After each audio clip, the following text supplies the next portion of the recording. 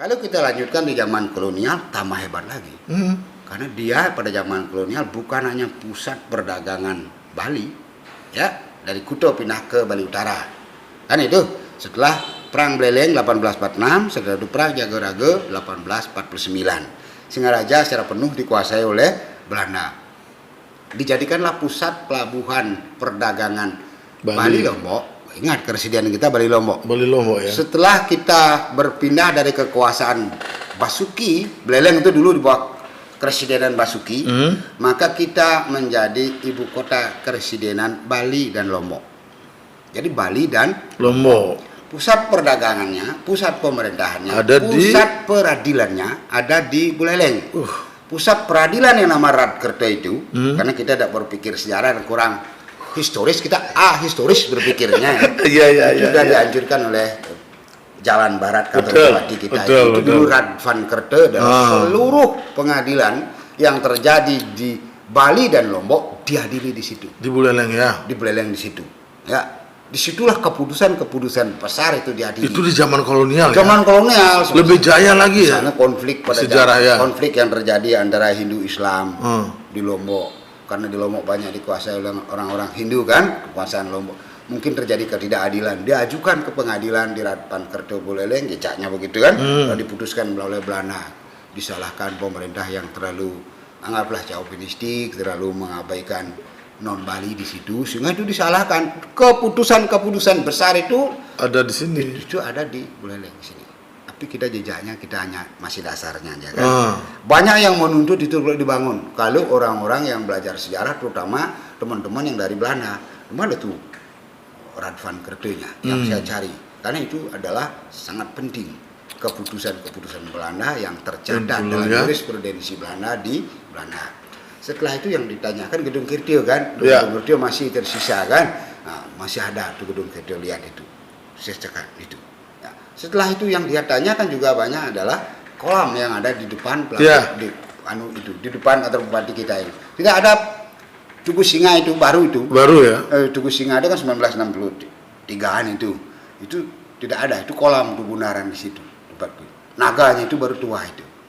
Oleh karena itu kalau kita di situ Niagara Gunung dalam kaitannya daerah Liminitah dicari di Prapadan Agung, bagi orang Bali salah itu menurut saya. Harusnya di timur. Di Prapadan Agung kerajaan, karena di situ yang dikasih pedagingan oleh zaman Panjisaka. Iya, begitu jayanya. Iya, begitu jayanya zaman kolonial. Zaman kolonial. Kalau sekarang di zaman kekinian ini apa yang dibanggakan Buleleng?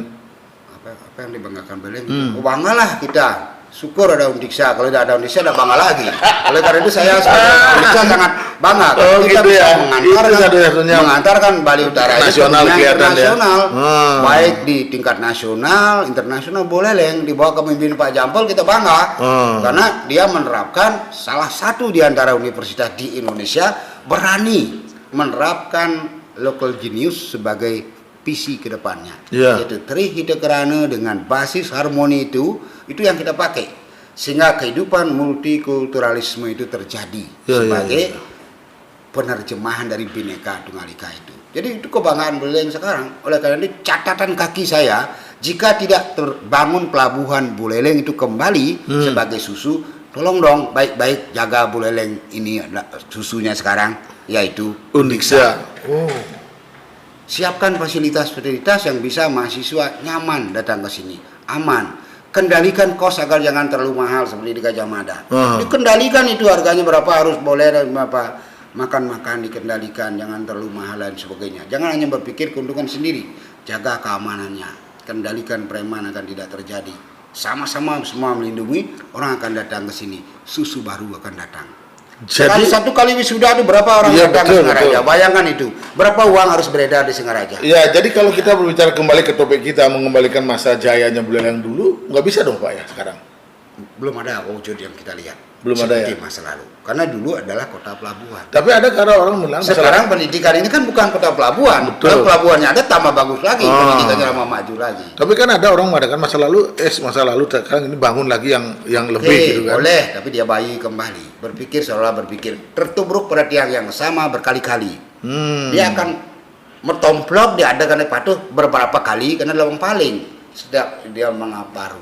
Padahal itu sudah ada zaman Panji Sakti. Ya, zaman Panji Sakti fisik laut itu bukan barang baru. Kita hanya ngekor aja seperti Panji Sakti kan.